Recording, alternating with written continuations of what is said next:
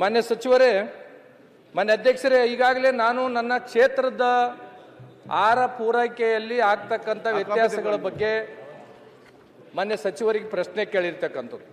ನನಗೆ ಅಧಿಕಾರಿಗಳು ಕೊಟ್ಟಿರ್ತಕ್ಕಂಥದ್ದು ಏನಿದೆ ಅಂತಂದರೆ, ಕೇವಲ ನನ್ನ ಕ್ಷೇತ್ರದಲ್ಲಿ 8 ಜಿಲ್ಲಾ ಪಂಚಾಯತ್ ಬರುತ್ತೆ, ಕೇವಲ 4 ಜಿಲ್ಲಾ ಪಂಚಾಯತಿಗೆ ಮಾತ್ರ ಏನಂತಂದ್ರೆ ಸೀಮಿತಗೊಳಿಸಿದ್ದಾರೆ.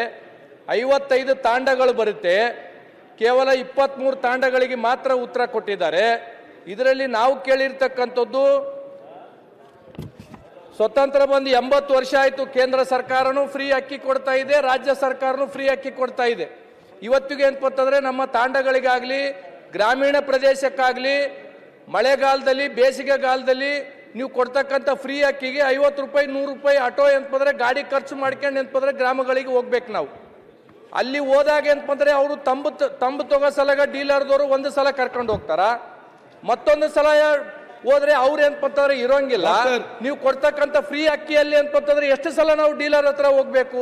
ಇವತ್ತಿಗೂ ನನ್ನ ಕ್ಷೇತ್ರದಲ್ಲಿ ನನ್ನ ಜಿಲ್ಲೆಯಲ್ಲಿ ಯಾವ ಗ್ರಾಮೀಣ ಪ್ರದೇಶದಲ್ಲಿ ಸಹ ಫುಡ್ ಗ್ರೇನ್ ಏನಂತಂದ್ರೆ ಗ್ರಾಮೀಣ ಪ್ರದೇಶಕ್ಕೆ ಹೋಗಿ ಕೊಡಂಗಿಲ್ಲ. ಯಾವ ತಾಂಡಗಳಿಗೂ ಸಹ ಏನಂತಂದ್ರೆ ಫುಡ್ ಗ್ರೇನ್ ಹೋಗಿ ಏನಂತಂದ್ರೆ ಕೊಡಂಗಿಲ್ಲ. ನೀವು ಸರ್ಕಾರದ ಆದೇಶ ಇದೆ 100 ಕಾರ್ಡ್ಗಳಿಗೆ ಏನಂತಂದ್ರೆ ತಾಂಡ ಅಟ್ಟಿ ಗೊಲ್ಲರಟ್ಟಿಗೆ ಮಾಡಬೇಕು ಅಂತ ತಿಳ್ಕೊಂಡು, ಬಹುತೇಕವಾಗಿ ನಮ್ಮ ಜಿಲ್ಲೆದಾಗ ಯಾವ ತಾಂಡಗಳಿಗೂ ಏನಂತಂದ್ರೆ ಫುಡ್ ಗ್ರೇನ್ ಅನ್ನ ಕೊಡಂಗಿಲ್ಲ. ಇವತ್ತು ನಾನು 1.5 ತಿಂಗಳಿನಿಂದ ನಮ್ಮ ಜಿಲ್ಲಾ ಮಟ್ಟದ ಅಧಿಕಾರಿಗಳಿಗೆ ಜನ ಬಂದು ಏನಂತಂದ್ರೆ ನಮ್ಮನ್ನು ಕೇಳ್ತಾ ಇದ್ದಾರೆ, ನಮ್ಮೂರಿಗೆ ಫುಡ್ ಗ್ರೇನ್ ಬರಂಗಿಲ್ಲ, ನಾವು 4-5 ಕಿಲೋಮೀಟರ್ ಏನಂತಂದ್ರೆ ನಾವು ಹೋದ್ರೆ ಡೀಲರ್ ಏನಂತಂದ್ರೆ ಊರಾಗಿರಂಗಿಲ್ಲ, ನಾವು ಹೋದಾಗ ಏನಂತಾರೆ ತಂಬು ಕೊಡಕ್ಕೆ ಒಂದು ಸಲ ಹೋಗ್ಬೇಕು, ಮತ್ತೆ ಏನಂತಂದ್ರೆ ಫುಡ್ ಗ್ರೇನ್ ತರಕ್ಕೆ ಏನಂತಾರೆ ಒಂದು ಸಲ ಹೋಗ್ಬೇಕು. ನೀವು ಕೊಡ್ತಕ್ಕಂಥ ಫ್ರೀ ಭಾಗ್ಯಗಳು ಏನಂತಂದ್ರೆ ಅವರೇ ಬಂದು ತಗೊಂಗಿತ್ತವ್ರು, ಇದಕ್ಕೇನು ಅರ್ಥ ಬರುತ್ತೆ ಅಧ್ಯಕ್ಷರೇ?